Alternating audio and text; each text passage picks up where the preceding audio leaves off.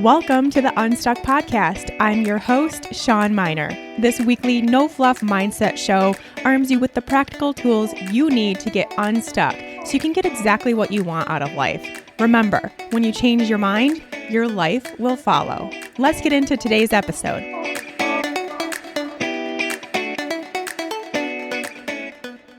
Hey there, friends. Welcome back to the Unstuck Podcast.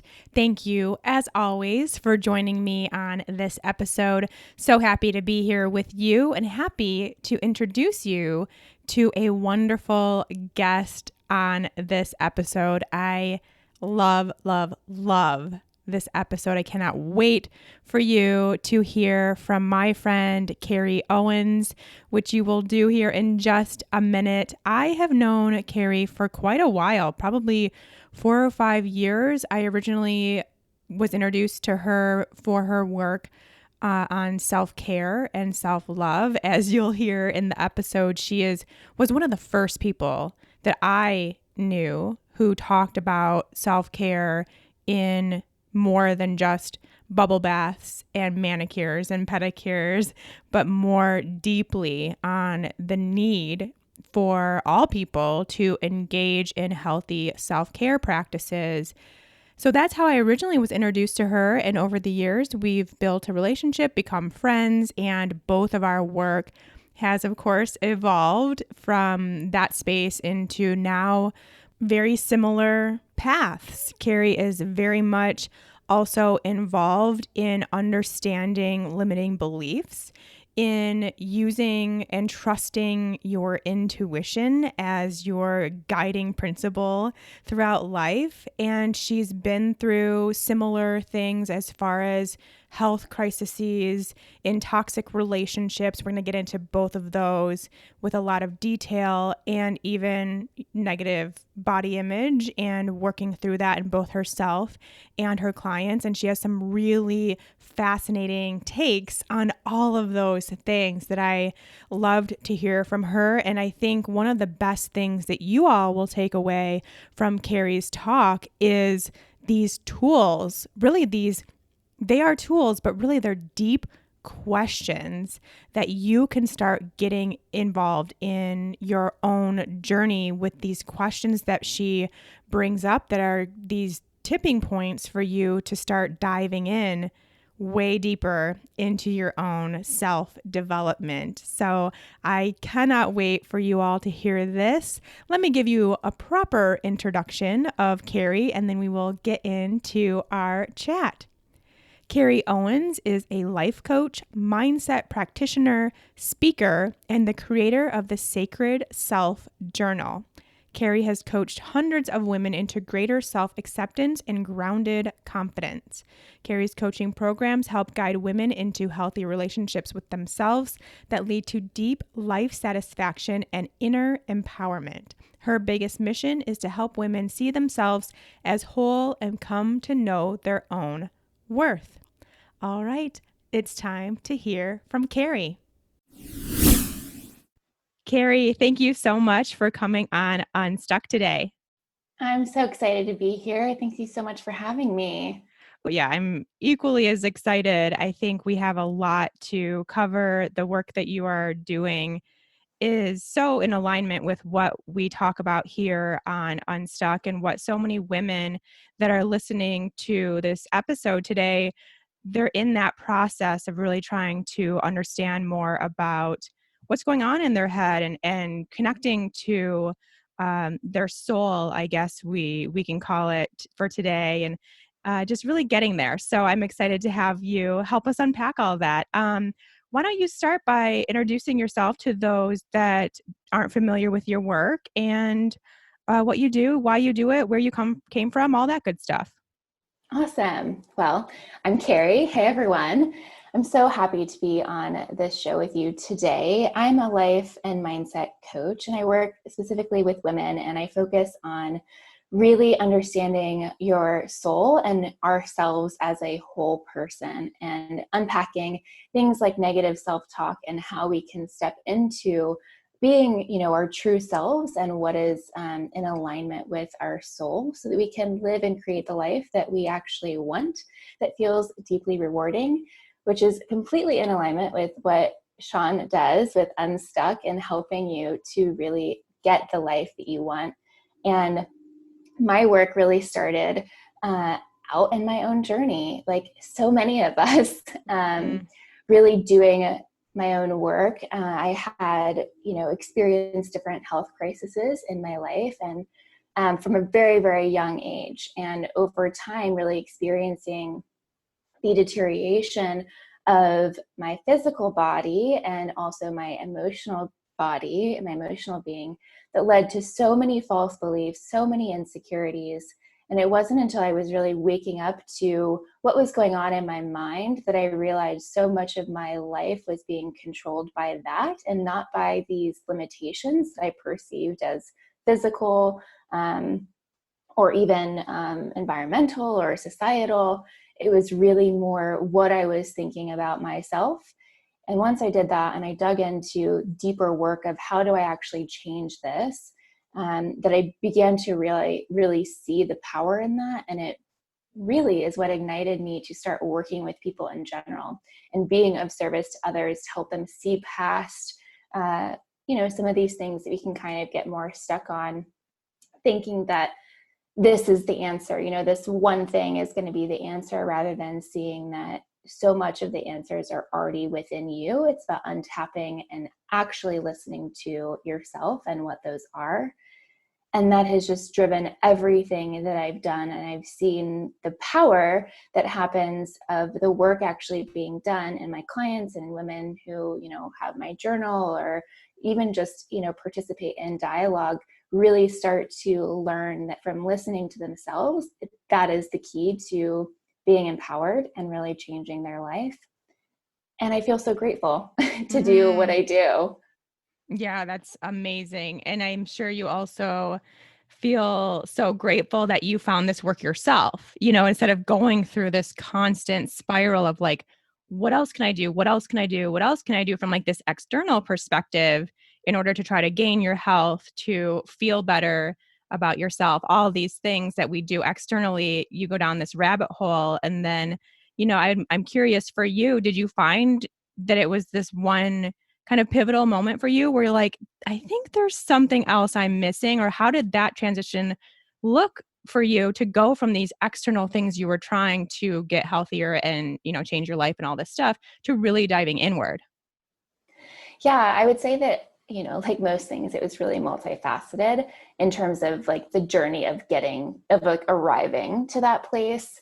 I had experienced different health crises, so I was navigating through that, and had been for a very long time. I was diagnosed at 15 with a really rare form of arthritis. So from 15 on, I had always been battling this kind of internal dialogue of trying to figure out how I could just, live my life and enjoy my life, alongside having physical ailments or trying to heal from those.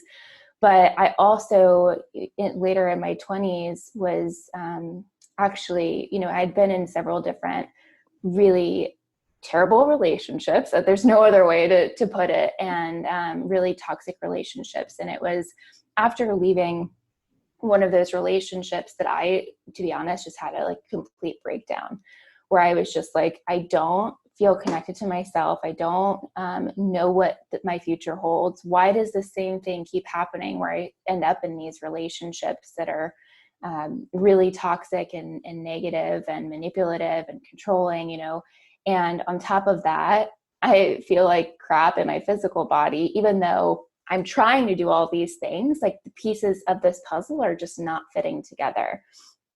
And that time when I left that relationship, I basically, like I said, had a meltdown. And I remember crying hysterically and looking myself in the mirror and just kind of out of desperation, just kind of that look of like, what else is there? What else can I do? Just like you were saying. And I heard this tiny whisper inside that just said, you deserve better. Mm. And it was like the loudest thing that it could possibly be, while also being the quietest thing it could possibly be. And I just remember in that moment being like, okay, if I want that to be true, and if there's some, even if it's small, part of me that actually believes that is true, even though I've been telling myself that it's not, right? And all of these negative thoughts that I had been having, that were leading me down that path, then I want to focus on that really, really small part. Like, I've not heard this voice before, and I want to become that voice's best friend. Mm-hmm. And it was in the pursuit of that, of like, if I believe that I deserve better, what are the actual possibilities that are out there for me? And so that was kind of the cascade that really put me towards looking for deeper insight and into that being inside of myself. Oh my goodness. Okay, so I want to unpack a lot of that, but I am curious, when you heard that little voice that had this very clear, very important message, from there, because I have a feeling that a lot of women can get there. They Mm-hmm. actually do feel that little voice, or experience that sensation, however it comes up, that intuitive sense. But then it's either like, okay, what do I do with this? Or it's like, I heard that, but I'm going to ignore it. So what was it like for you then to continue on? Like, did you take that advice? Did you move forward with actions, or did you have more digging to do? Did you journal? Did you read? Did you absorb? What did you do from there? Yeah, it's such a good question. And you're right that so many people get to that point, but it's like the path forward that we seek. And yeah, from there, basically for me, like when I say that was like rock bottom, that was rock bottom. Like, um, it was truly like, if I want to change anything in my life, if I don't want to end up in another relationship where I'm in the same place that I am, because this wasn't like a one-off experience. This had been, I was in these toxic relationships over and over again, somewhat blindly, like not even realizing what was actually happening until I was realizing it, right? And so that voice, it just felt like somewhat of a relief, honestly. It was like, oh, had so much more subliminal messages to it than just you deserve better. It was also really letting me know that everything that I had been doing, like I had been taking part of, right? Like I didn't, no one forced me to enter into these toxic relationships. Like I was doing something to attract or to enter in or to believe that this is what I deserved. Mm-hmm. And the work had to begin there. And at the time, I had enough awareness to know that if I didn't listen to that voice, like what else was I doing? Like what was the point? What was the point of doing anything else but listening to that voice? And so from there, I really sought out insight that helped me turn inward. So I started doing a lot of reading and a lot of introspection and a lot of journaling. One of the first people and also books that I turned to was Dr. Wayne Dyer, and his work on really understanding the power of what we say and what we say about ourselves and how that attracts or detracts from what we want in our lives. And one of the books I absolutely love is Wishes Fulfilled. And that book is one of the first books I read after that happened, that really brought me out of and into understanding of myself and what I had actually been contributing to in what I had been experiencing by just the thoughts and the things that I'd been saying to myself. Hmm. Okay, I'm very interested if you're open to discussing what did you learn about yourself and why you kept getting into these relationships. There are many people out there that are doing this also unknowingly, and it may not necessarily be with like romantic relationships. It could be with Mm-hmm. friends or coworkers or bosses, something like that, where you continue to navigate towards something that you know isn't good for you. Yeah, I'm so open. Um, Absolutely. And I will also add that I could see at that time too, where the things that I was believing or the things that I was saying to myself weren't just contributing to romantic relationships. So that is what I've been referring to, but that they actually were contributing to other relationships that I had navigated in the past, that left me feeling depleted or less than. And what I really realized was that I was giving myself messages like, stay small, you don't deserve to speak up, like your opinion doesn't really matter.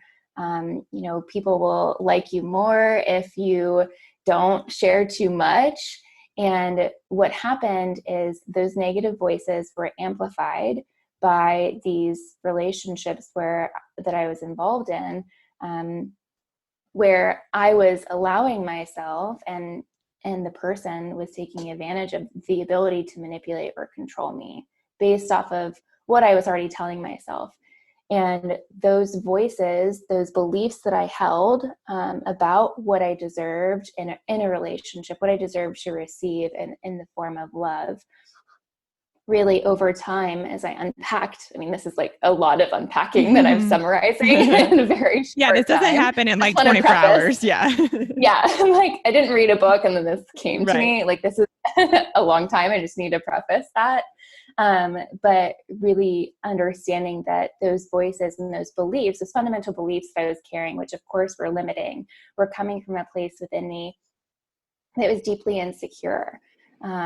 Because of other things that I had experienced in my life, like getting really sick and having all of my friends completely just leave me, like disappear. From having divorced parents and not really having my dad as much a part of my life as a young child, and always really wanting and seeking his attention.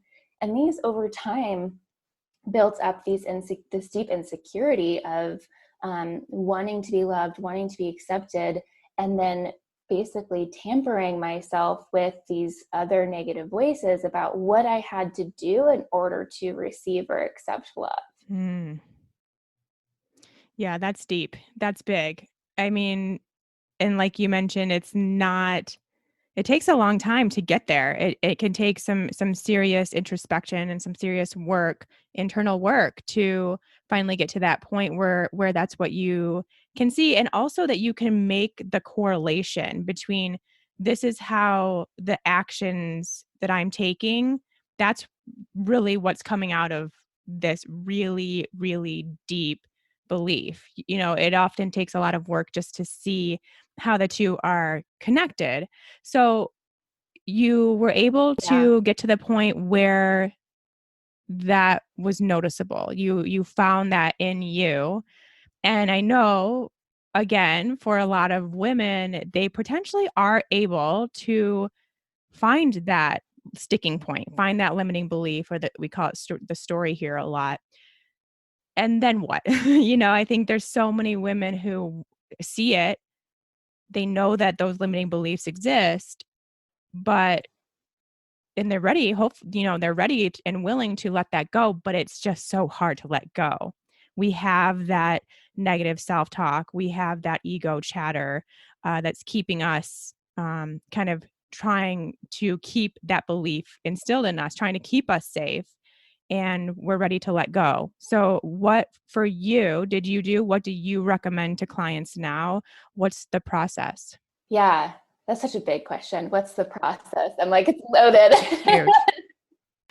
No, actually, as you were talking and sharing about that, I was just thinking, and you're right, there's so many women, myself included, who over time have had experiences where a limiting belief has come up and either made excuses about it or kind of brushed it under their rug, that, not felt like, oh, it's not actually impacting me that much, right? Because if we allow ourselves to actually listen to what's going on in our minds, we know what is actually not helping us. We know what is actually limiting us. And listening is important, but listening doesn't do anything if you're not actually honest with yourself about Mhm. the impact that a belief is having on you. And I think that was just it for me. Like I had spent so much time in those relationships and in other situations, other dynamics, and just not valuing myself, basically, that I was just like done with that. Like as soon as I had any glimpse of the other side, it was not a question for me. Of course it was difficult, but it was just not a question. But one thing that I recommend and really helped me and continues to help me, because I still have things that pop up that are limiting as I grow and evolve as a human being. And I always ask the question of like, how is this belief protecting me? Because everything is always protecting us in some form. Yeah, it's true. And yeah, like I said, I mean that ego voice is doing its job of trying to keep you safe, trying to keep you in your bubble, in your comfort zone. And a lot of times that's not what we need to grow as a human. So being able to see that, just noticing that in itself is so powerful, because then you can see how that's playing out and how, in order to get where you want to go, you don't need that protection. You don't need that safety. Yeah.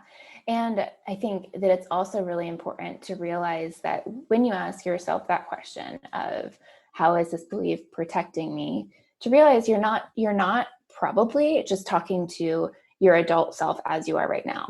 Like you're probably talking to some younger version of yourself that's likely an insecurity of some kind. Mhm. Now, I won't generalize and say that that's always true, but I find it to be often true. And so that is why like beating yourself up doesn't work, you know, um, continuing like the negative thought cycle or trying to like force yourself out of that cycle doesn't actually work. So if you can approach yourself with compassion and say, how is this actually protecting me? And then decide from there to create the safe space actually within yourself, rather than believing that it's somehow external, right? That this belief is going to protect me. We can actually move forward, and it doesn't have to look like a big giant leap and step. It wasn't like I did this work and then jumped right into another relationship. You know, Mhm. you can take baby steps. Like you can even be crawling. It doesn't matter how you move forward. But if you know that you have one, created compassion within yourself, and you're seeking to listen to what it is that's coming up inside of you, that's rising to the surface, you can move forward. Mhm. I love it so much. I am wondering, because this is a pretty, I'd say, significant thing to understand about yourself, this deep-rooted insecurity that you had been holding on to. And I'm interested to know in what other ways you ended up finding out that was showing up for you, in friendships or your career or um, money issues, things like that. Like, where else did you see this come up? Yeah, totally. I saw it come up in my career. One example I can give like pretty clearly is in early in my career when I was working for a company, and I had a boss that was just awful to me. I mean, like actually verbally abusive. And like I said, this had been a similar pattern in my intimate relationships.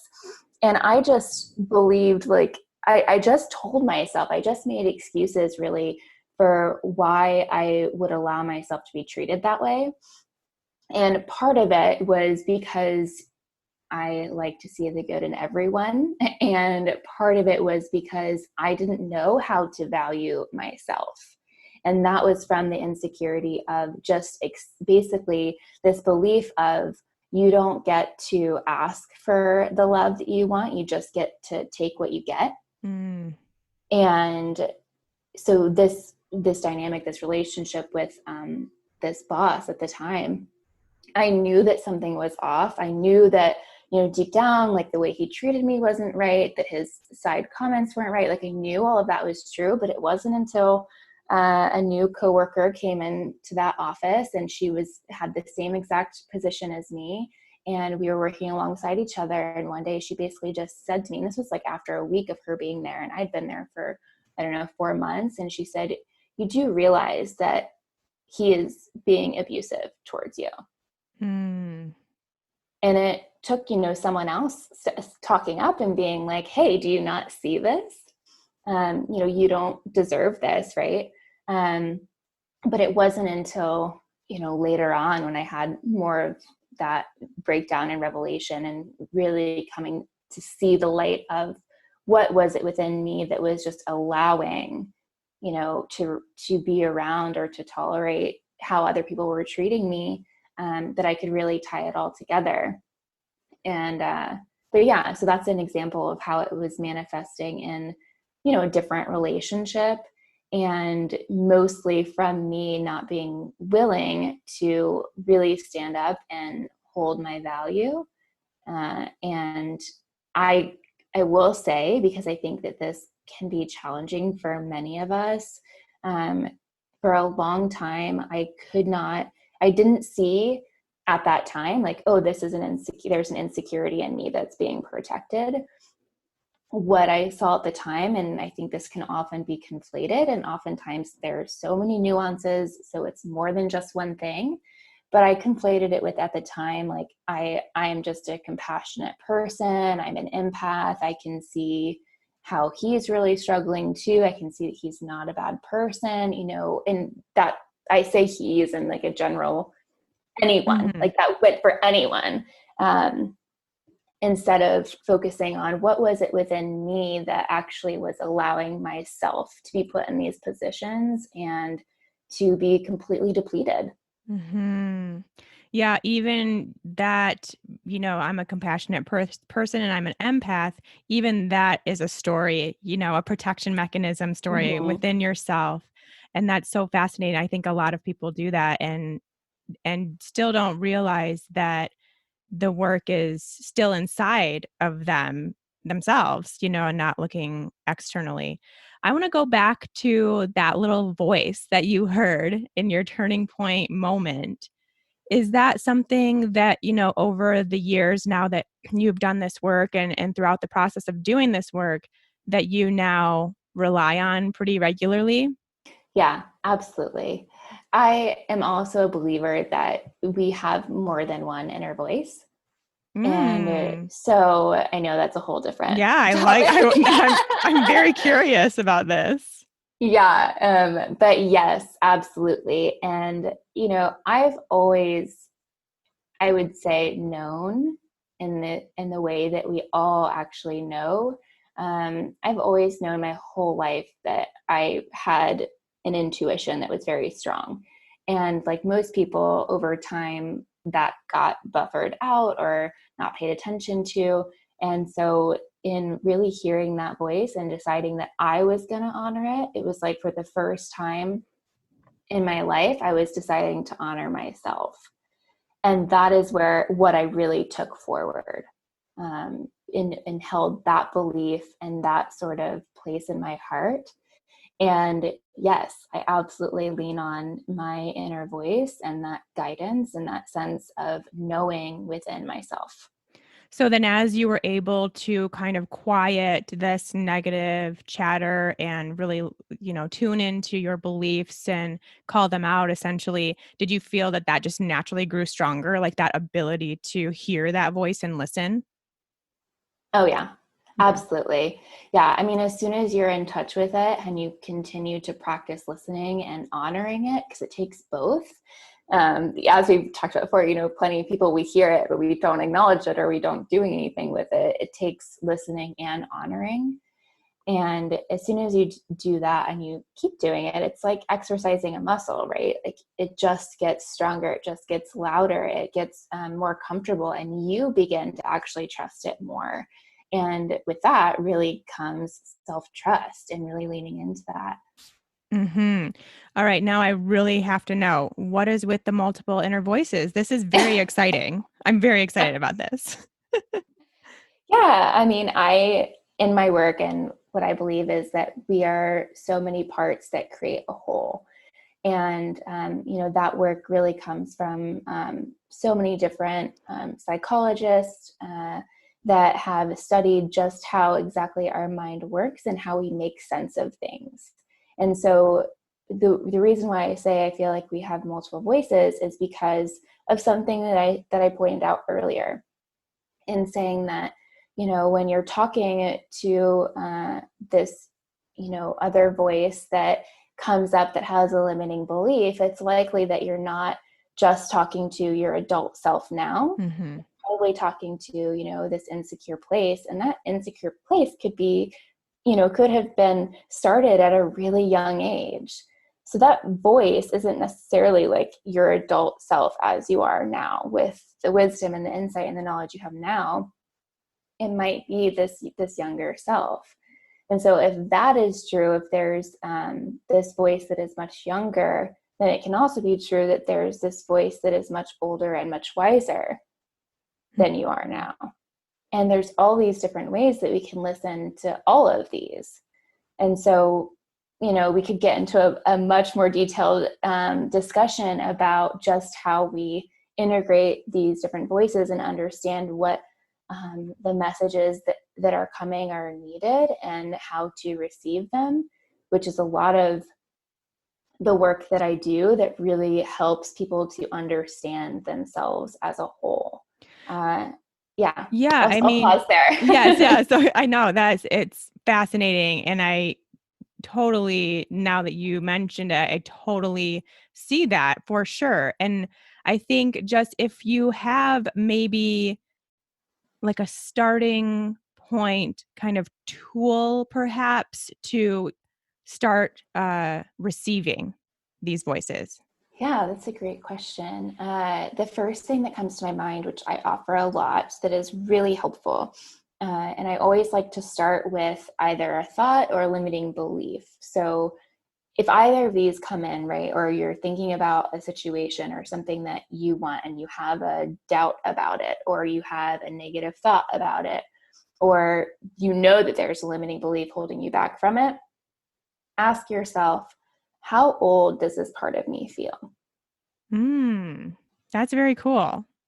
Because as soon as you can identify, like, how old does this part of you feel, you're going to get more in touch with why that limiting belief is there, why that negative thought is there, and how to actually speak to it, how to actually listen to that part of yourself, and then either change that thought based off of what you know as like a fully formed and whole adult that you are now, or look at what is the further work that I need to do in order to support or shift this limiting belief or this thought that is however old it is.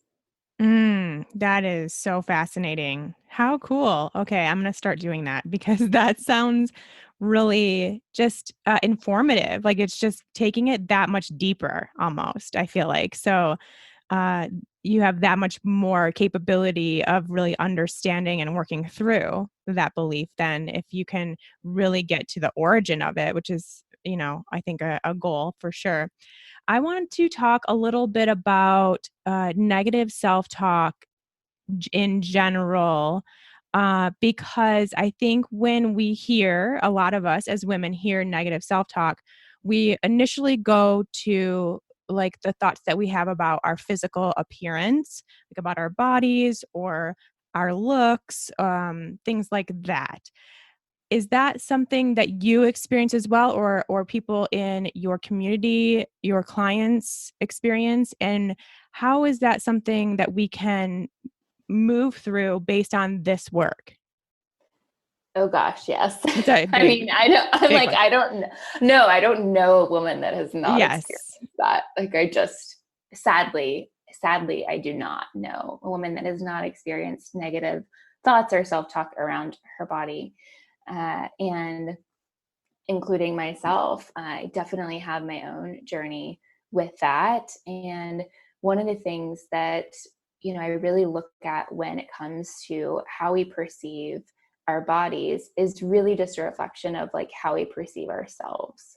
And I know that might sound kind of, I don't know, like not as deep, like I'm going to go deeper. So just hang with me. But really, it's a reflection of just how we see ourselves. And so if our beliefs are not in support of ourself, how are we going to have thoughts about our body that are in support of ourself? And so when we're focused so much on the physical appearance of ourselves. And, of course, we could get into so much detail about why that exists to begin with in society. But when we're focused so much on that, we're missing like what is actually deeper, more deeply held underneath, which is just how we actually feel about who we are, and or the lack of understanding or confidence in acceptance of just who we are. And so one of the first things that I really look at is breaking down, like, what is it that you are not accepting about yourself, like in all areas of your life? And why are the reasons like that you're dissatisfied with that? Because all of our dissatisfaction, like, it comes from, different elements that are happening in our life, but they get targeted towards other things. So like if you're dissatisfied, let's say in your relationship, or unhappy with that, like I wouldn't be surprised if some of those thoughts are being targeted towards your body too. Mm-hmm. Yeah, it's so true. And again, I think it is something that if we get more introspective and ask more questions, when we can finally get to those beliefs and see where they came from, I think a lot of it is also coming from these childhood experiences, like what it how old does that belief feel? Like it probably feels like something from when you were 4, 5, 7, 8 years old. And I think that is really helpful to understand too, because then it almost just shows that it's just something you're still carrying around. And does it actually still apply? Which quite often, no, it doesn't. And it's a little easier to work through. Absolutely. And I'm so glad that you're making that connection, Sean, and like really tying that into this subject too. Because as soon as you said that, and I was thinking about what is the sort of action that I would give people to reflect on when you're having a negative thought about your body, or you're just talking negatively to yourself or to someone else about your body. One of the things that is really helpful to ask yourself, if you're not accepting of your body, or you're not accepting of where you're at, or you just have these negative thoughts you don't feel like you can get rid of, is to really ask yourself, who am I answering to? Mm. Right? Because to some extent, all women, all of us, we've been answering to society, right? About our bodies and how they should look and how we should be perceived and all of that. But if you can combine both of those and say, how old does this part of me feel? Get that answer, sit with that, and then say, and who am I answering to? When some of these are paired together, I'll give you an example. Like with one of my clients, when we did this around body issues, her answer was, I'm answering to my mom. Mm. I'm 34 and I'm still answering to my mom, I guess. Mm-hmm. And how my mom thinks that I should be, or how my mom thinks that I should look, instead of answering to yourself, right? And so how do we learn to actually answer to ourselves and accept that as the foundation and really feel grounded in that, rather than, answering to all of these other people, which we do. Oh my gosh, that is so huge. Now, it seems like a lot of this work is really asking yourself some tough questions, essentially, really diving in to your own thoughts and experiences. And then it gets down into where we can figure out these beliefs. I know that you actually have a journal that you created. And so I'm assuming then that means that you find journaling to be one of the best practices out there to do this kind of work. 1,000%. It's so helpful. I couldn't agree Yeah. more. Yeah, no, I have. It's called the Sacred Self Journal, and I created it. It was inspired by my clients and the work that I was giving them, the questions and the prompts that I was giving them, and just seeing how effective this was, and also how many actually were lost before working with me in terms of getting into journaling, because they didn't understand how to use it as a tool. Mhm. And yeah, journaling is absolutely one of the most effective ways if you're asking the right questions. And that's what I always say is like, it's about asking the right questions and about being honest with yourself and creating the safe space with yourself that allows you to be honest and allows you to grow, with compassion. But, I didn't I didn't get to where I am today, with the coaching that I am doing and with the clients that I have all over the world without journaling. Mm-hmm. And it sounds, when you put it all together and you know how many people I've worked with and the things that I've created, it sounds like such a small part of it all, when in fact it has the biggest impact. And hands down, if you ask any one of my clients, like, what is one of the biggest things that that Carrie's given you, or a tool that she's given you, they would all say journaling, and knowing how to journal in a way that actually serves the purpose of moving through things or understanding yourself more, because there's all different kinds of journaling that are useful. It's just about how you're using them and what your goal is. I'm curious, what's your kind of go-to prompt right now in this stage of your kind of becoming? Oh, that's a good one. Oh, in this stage of my becoming, it's really been how am I continuing to challenge myself to grow? I Mm-hmm. think I'm in a stage right now where I've done so much inner work, right? And I've gotten to the place that I am where I coach and I help other women do this, and it's super rewarding and I love it.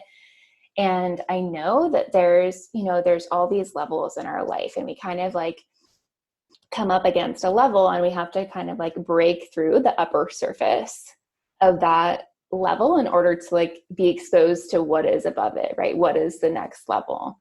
And I feel like I'm there, and I'm trying to understand where my gaps are in terms of my own like limits to growth at this stage that I'm in right now, and understanding and unpacking like what is there. Mm-hmm. I know you're also a big fan of self-love, self-care, and really understanding what those actually mean and really making them a non-negotiable practice for all women. So tell me a little bit more about how you combine that work also into what you do with yourself and your clients. Yeah. I feel like I've been talking about self-care before self-care became a buzzword. um, but, the way I really see it is self-nourishment. And once you learn how to nourish yourself, it's like the most empowering thing you can do. And that, comes in so many different forms. How do you nourish yourself spiritually, mentally, physically, emotionally? And that's really how I focus on it with my clients. And the main thing that I try to do is help them understand that self-care and self-love is not something that has an agenda or are items to check off on a list, or even entirely what somebody else has defined it for you as, and 100% what you want to define it as, and what does it look like to support and take care of yourself based off of the relationship that you are either creating with yourself or that you want to have with yourself. Mm, I like that. I like that it's kind of something that you do almost to nourish, again, like who you are becoming. Really looking towards that person that you're in the process of leading into, and honoring that person, that being. So I think that's really beautiful. And then tell us a little bit more about your practice and what you do and where people can find you. Yeah, so I work with women and I do coaching one-on-one, and I also offer group coaching. And you can find me at KariOwens.com or on Instagram at Carrie's Full Soul.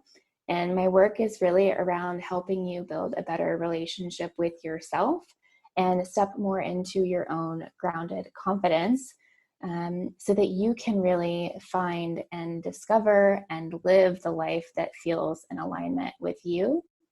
And I absolutely love what I do. It's so rewarding and I can't get enough of it. And I hope that you come say hi on any social channel. I'd love to chat with you. And there's a new podcast. Don't forget Yes. that. Yeah. Don't let me bet, Sean. Yes. And I just launched my podcast, the Soul Power Podcast. Ooh, I'm so excited to check that out. I just love the work that you're doing. I think it is invaluable to women. And I think we're also kind of in this place where we're waking up. We're all kind of waking up together and doing this work together and really understanding what's at the core of our being and what we really truly want out of our experience here on earth. So I love that you are taking charge of that and coaching women through that. And I look forward to learning more from you and continuing our friendship. And of course, all of the listeners will also learn a bunch from you as well. So thank you so much for coming on the show today. Thank you so much. It's been so nice. And I'm so happy that we got to chat about all these things. I know we could probably spend another 2 hours. I know there's so much because this is the kind of work where it is infiltrating every single part of your life. It's not just Yes. nutrition, it's not just health, it's not just relationships, career, it's all of it. And we all have our own stories where we can see this work in every single part of our existence. And it's so cool to see that because that really truly is when you can live the life that you want. In all regards. And it's so fun to see how this is blossoming for all of us. So thanks again, and we'll chat soon. Thanks so much. Hey, you. Are you still struggling to get off that diet roller coaster once and for all? I've been there. I get it. I know how it feels to want food freedom and to be able to make your own decisions, but then get sucked back into the next diet, the next promise that won't actually deliver. I did it for over 20 years, but now on the other side, I can tell you that food freedom is where it's at. And I am now committed to helping as many women find that place where they can trust their own bodies and make their own decisions for their health and happiness without having to resort to counting calories, counting macros, using those darn tracking apps, and staying away from their favorite foods, because it doesn't have to be that way. There is another way, and I can tell you it's worth it. If you're ready to get off the diet roller coaster once and for all, guess what? I have a free 5-day food freedom challenge that will get you there. All it takes is a few minutes every morning to read my email for the day and practice it in your own life for that day. It's as simple as that. 5 emails, 5 days with me. You will find a new sense of freedom with both the food you put on your plate and the body that is taking you through this life. I can't wait for you to get started. All you have to do is head to seanminer.com/food freedom and get started today. It's completely free and it's only 5 days and you get to spend them with me. I will come into your inbox every single day for the next 5 days to food freedom. I'll see you inside.